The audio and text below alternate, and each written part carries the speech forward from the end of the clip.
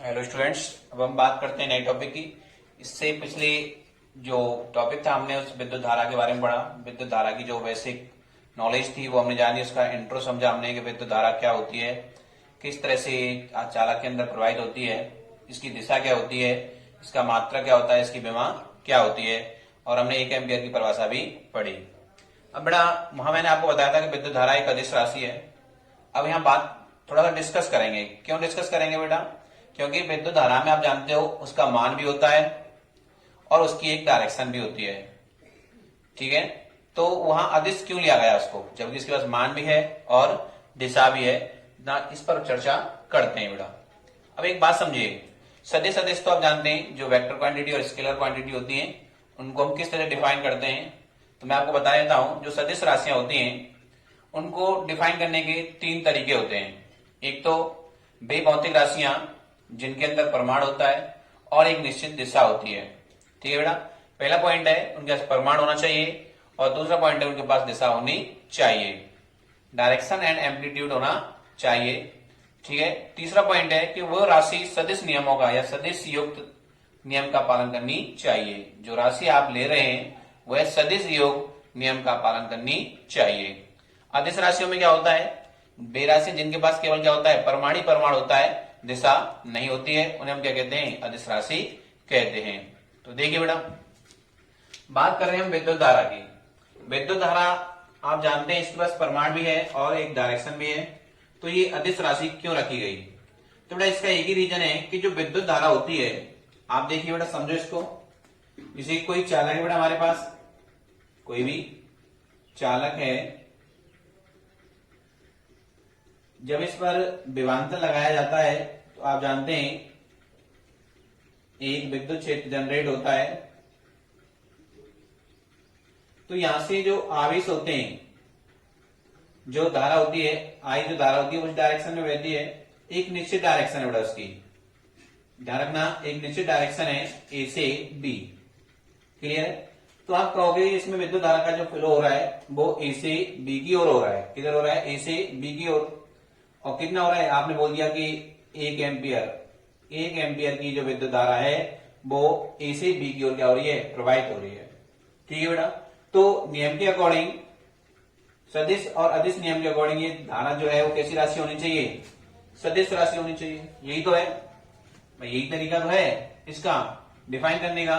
बस शर्त है बेटा, अब यहाँ प्रॉब्लम क्रिएट क्या होती है, ध्यान देना कि जो ये राशि जो होती है ये सदिश योग का पालन नहीं करती है। जो ये विद्युत धारा होती है ये सदिश योग का पालन नहीं करती है। समझो बेटा इसको कैसे। सपोज करो एक वायर जो है, ध्यान दीजिए बेटा, इधर मैं समझा देता हूं आपको। ये बेटा कोई वायर है आपके पास, इसमें सपोज करिए 6 एम्पियर की धारा प्रवाहित हो रही है। कितनी एम्पियर की? 6 एम्पियर की धारा प्रवाहित हो रही है। अब आगे आगे आपने क्या किया, इस तार को 2 भागों में बांट दिया। इस तार को 2 हिस्सों में बांट दिया बेटा। कितने भागों में? 2 हिस्सों में बांट दिया। तो एक तो बेटा इधर चला गया और एक इधर चला गया। तो बेटा इसमें धारा का फ्लो होगा, इनके अंदर भी क्या होगा, धारा का फ्लो होगा। तो 3 एम्पियर की धारा इधर जाएगी और 3 एम्पियर की धारा इधर जाएगी। क्लियर है? तो यहां आपने क्या किया, एक बल्ब लगा दिया, एक ट्यूबलाइट लगा दी बेटा यहाँ पे आपने, और यहाँ पे भी आपने क्या किया, एक बल्ब लगा दिया। तो ये जलना प्रारंभ हो जाएंगे। तो आपने क्या देखा कि यहाँ जो धारा जा रही थी इसके 2 हिस्से हुए और 2 हिस्सों में धारा कैसी हो गई, बराबर हो गई। कैसी हो गई? बराबर हो गई। अभी भी धारा कितनी है टोटल?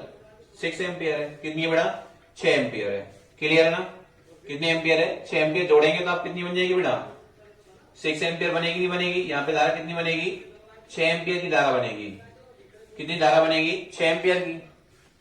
इसे और डायग्राम समझते हैं। देखिए, एक वायर बेटा ये है और एक वायर ये है। यहां 2 एम्पियर की धारा फ्लो हो रही है और यहां से 3 एम्पियर की धारा फ्लो हो रही है। इन दोनों तारों को मिलाकर के एक तार बना दिया गया है यहाँ पर। समझना बेटा इसको। तो यहाँ कितनी एम्पियर की धारा आएगी बताना? 5 एम्पियर की आएगी। कितने एम्पियर की आएगी? 5 एम्पियर की। ए, ओ, बी और सी। तो ओसी डायरेक्शन में कितनी धारा बह रही है? 5 एम्पियर की। बेटा यहां देखिए, OE डायरेक्शन में कितनी धारा जा रही है, 2 एम्पियर। डायरेक्शन में बता रहे हैं OE डायरेक्शन में जा रही है, इधर OB डायरेक्शन में जा रही है, तो कितनी एम्पियर की धारा बनी, 5 एम्पियर की। अब आपने ये जोड़ा कैसे, सिंपल सी बात में जोड़ा कि टोटल जो आई है हमारे पास, यहां जो टोटल आई आपने निकाला है, ठीक है, टोटल करंट जो है अपने पास वो कितना है बेटा, 2 एम्पियर। सिंपल नेम से जोड़ दिया आपने, और प्लस 3 एम्पियर, तो टोटल कितना हो गया हमारे पास, 5 एम्पियर हो गया। कितना हो गया, 5 एम्पियर। तो इसके पास डायरेक्शन भी है और परिमाण भी है, लेकिन ये सदिश नियम का पालन नहीं कर रही है। जो विद्युत धारा होती है ये सदिश नियम का पालन नहीं करती है, सदिश योग नियम का पालन नहीं करती है, नियम का पालन नहीं करती है।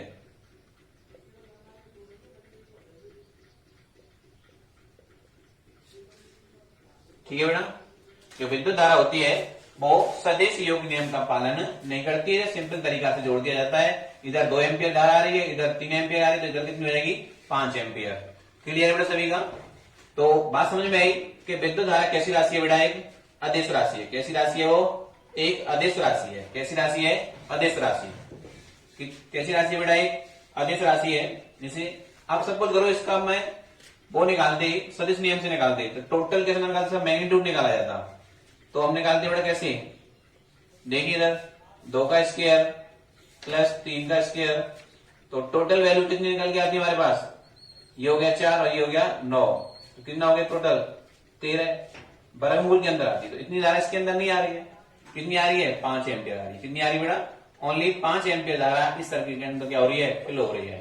तो सीधी सी बात समझ में आई कि जो विद्युत धारा है वो एक अदिश राशि है। क्यों है, क्योंकि ये सदिश योग नियम का पालन नहीं करती है। समझ में आया बेटा सभी की में, कैसी राशि है बेटा, ये अदिश राशि है। कैसी राशि है, अदिश राशि है।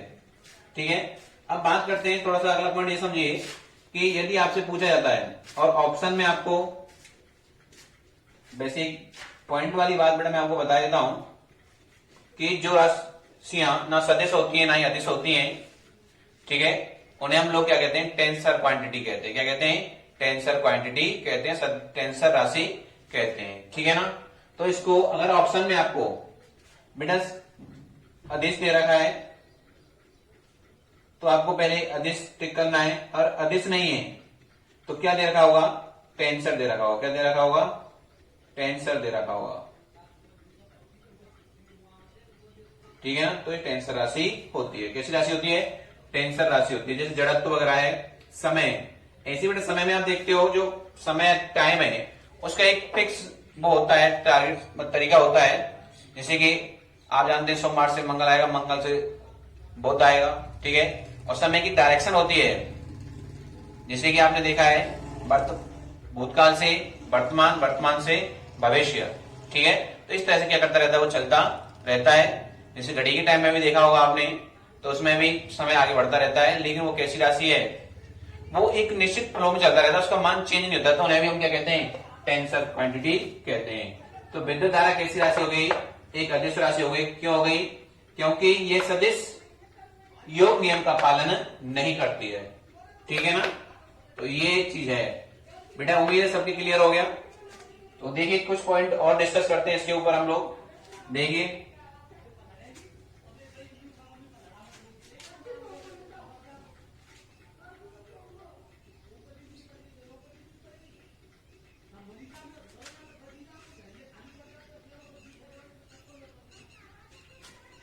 देखिए बेटा कुछ पॉइंट और डिस्कस करेंगे हम लोग यहाँ पर।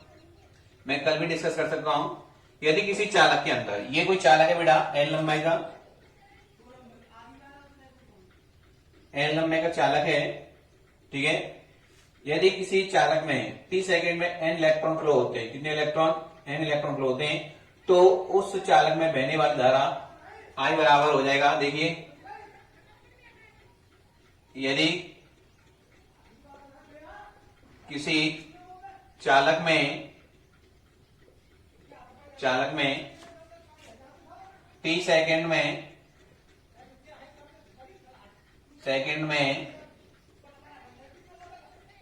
एन इलेक्ट्रॉन प्रवाहित होते हैं तो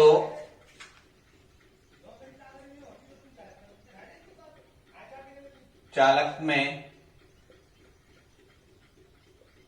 बहने वाली धारा, देखिए बेटा आई बराबर आएगा, आप जानते हैं क्यू बराबर क्या होता है, आई बराबर होता है क्यू अपॉन टी, और एन इलेक्ट्रॉन फ्लो हो रहे हैं तो क्यू बराबर हो जाएगा एन ई, क्या हो जाएगा एन ई हो जाएगा, तो आई बराबर आ जाएगा N E upon T.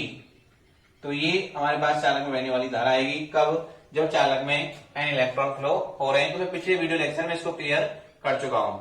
Next point है बेटा हमारे पास, ध्यान देना इधर कि चालक में जो बहने वाली धारा होती है, ध्यान देना, चालक में जो बहने वाली धारा होती है वो चालक के परिच्छेद अनुप्रस्थ काट परिच्छेद से प्रवाहित नहीं होती है। ध्यान देना, किसी चालक में जो बहने वाली धारा होती है वो चालक की जो परिच्छेद क्षेत्र होता है, अनुप्रस्थ काट क्षेत्र होता है, उससे प्रवाहित नहीं होती है, इसके एरिया से प्रवाहित नहीं होगी। जैसे समझो ये बड़ा एरिया है, एक बार एक कंडक्टर आपने ये ले लिया और एक कंडक्टर आपने ये ले लिया बड़ा वाला, ठीक है ना, तो इसका एरिया तो आप जानते हैं ज्यादा है, इसका एरिया क्या है कम है।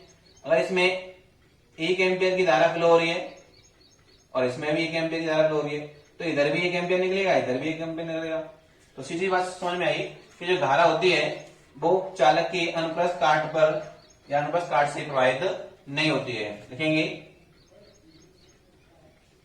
चालक में बहने वाली धारा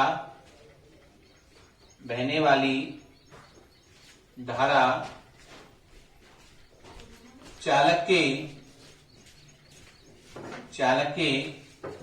अनुप्रस्थ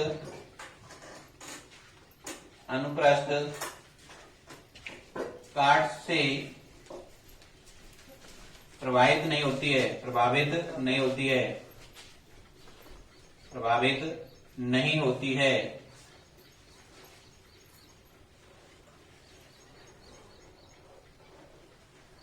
क्लियर है? तो चालक में कोई धारा बहती है तो चालक में बहने वाली धारा होती है वो उसके एरिया से प्रवाहित नहीं होती है। नेक्स्ट है बेटा, जब चालक में धारा प्रवाहित होती है तो चालक विद्युत उदासीन हो जाता है, ठीक है ना। देखेंगे जब चालक में धारा प्रवाहित होती है,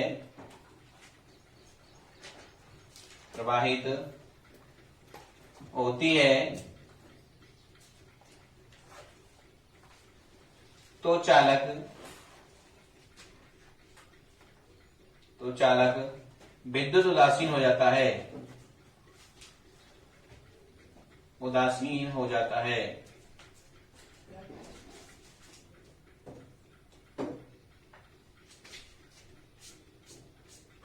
क्लियर, चालक कैसे हो जाता है, विद्युत उदासीन हो जाता है।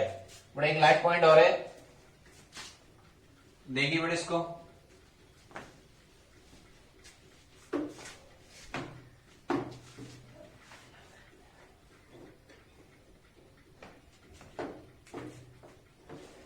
ध्यान दो बेटा कि किसी दिए हुए चालक के लिए, बात समझेंगे, किसी दिए हुए चालक के लिए चालक में जो धारा प्रवाहित होती है वो चालक के अनुप्रस्थ काट क्षेत्रफल पर निर्भर नहीं करती है। देखिए बेटा समझेंगे इसको डायग्राम के द्वारा। बेटा ये कोई हमारे पास एक चालक ये है, ठीक है ना, और एक चालक बेटा ये हमारे पास,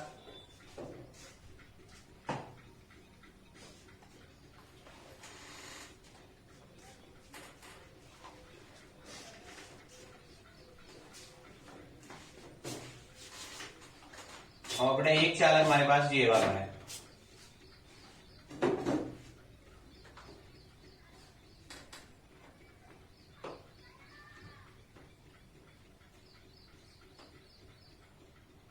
क्लियर है? इसमें जो धारा बह रही है वो I1 बह रही है बेटा, इसमें जो धारा बह रही है वो I2 बह रही है, इसमें जो धारा बह रही है वो I3 प्रवाहित हो रही है। देखिए चालक का आकार डिफरेंट है तो बेटा इसमें जो धारा बहेगी वो भी कैसी होगी, समान होगी। ध्यान, चालक का जो आकार है बिल्कुल डिफरेंट है यहाँ पर, तो यहाँ पे जो धारा का मान है सभी के लिए वो कितना होगा, बराबर होगा I1 I2 और I3, ये बराबर रहेगा बेटा। क्लियर। तो पॉइंट क्या है बेटा हमारे पास, पॉइंट है किसी दिए हुए चालक में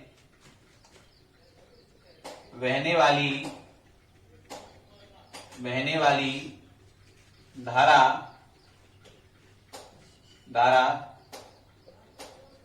चालक के अनुप्रस्थ काट क्षेत्रफल पर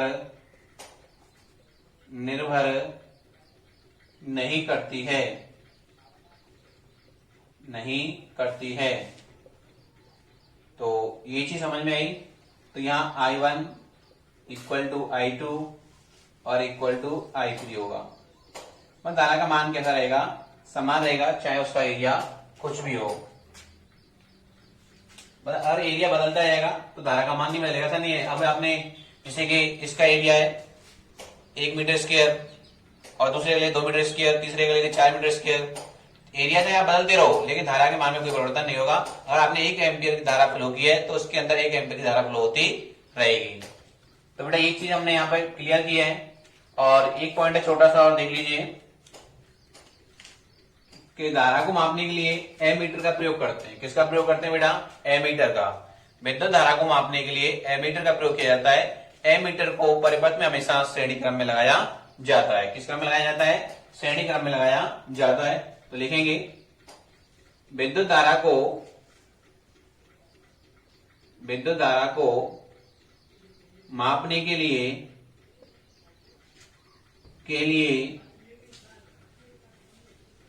विद्युत धारा को मापने के लिए एमीटर का प्रयोग किया जाता है। एमीटर का प्रयोग किया जाता है।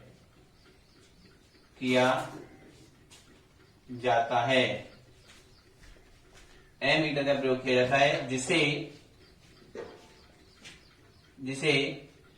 परिपथ में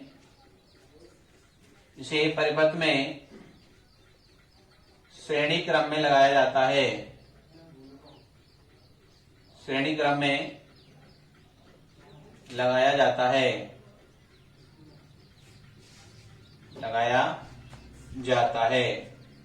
क्लियर है बेटा।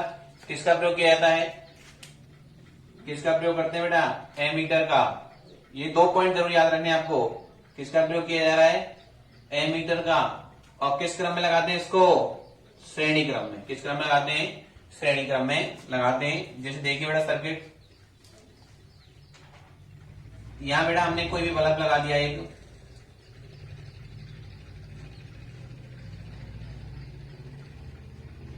क्लियर है। और इसको एक बैटरी से कनेक्ट कर दिया है। किससे कनेक्ट कर दिया, एक बैटरी से कनेक्ट कर दिया बेटा हमने इसको। देखो बेटा इधर एक बैटरी से हमने कनेक्ट किया है। ये हो गया प्लस, ये हो गया माइनस। और 20 वोल्ट की बैटरी है। तो आप जानते हैं ये बल्ब क्या करेगा, जलना प्रारंभ करेगा। जैसे इसमें धारा वेग किस बेटा ऐसे प्रवाहित होगी, इसमें धारा इस तरह से जाएगी और इस तरह से आएगी। तो अब हमें इसमें देखना है कि इसमें कितना करंट बह रहा है, इसके अंदर कितना करंट बह रहा है। तो हम लोग बेटा एमीटर कैसे लगाएंगे, ऐसे लगाएंगे या इससे लगाएंगे। तो देखो ऐसे लगाएंगे तो ये समांतर क्रम हो जाएगा भाई। ऐसे लगा देंगे तो कैसे हो जाएगा, समांतर क्रम। और ऐसे लगा देंगे तो श्रेणी क्रम।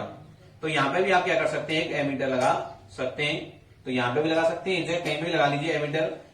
तो सपोज करिए मैंने यहाँ एक एमीटर लगा दिया है, एमीटर लगा दिया बेटा, ये प्लस और ये माइनस, ठीक है। तो इस तरह से फ्लो हो जाएगा। तो ये एमीटर लगा दिया। तो किस क्रम में लगाया जाता है, इसको श्रेणी क्रम में लगाया जाता है। किस क्रम में लगाते हैं, श्रेणी क्रम में।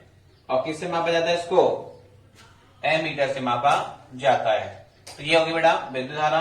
क्लियर है। विद्युत धारा कैसी राशि है, एक अदिश राशि है। बल्कि इसके अंदर धारा भी है, ध्यान दीजिए। इसके अंदर परिमाण भी है, दिशा भी है, लेकिन फिर भी कैसी राशि है? अदिश राशि है। क्यों है?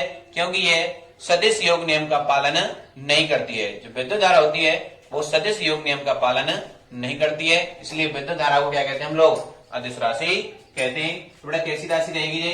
अदिश राशि रहेगी। कैसी राशि रहेगी? अदिश, ना कि सदिश।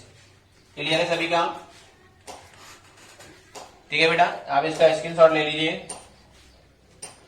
अब फिर नेक्स्ट टॉपिक में मिलते हैं। Thank you for watching video.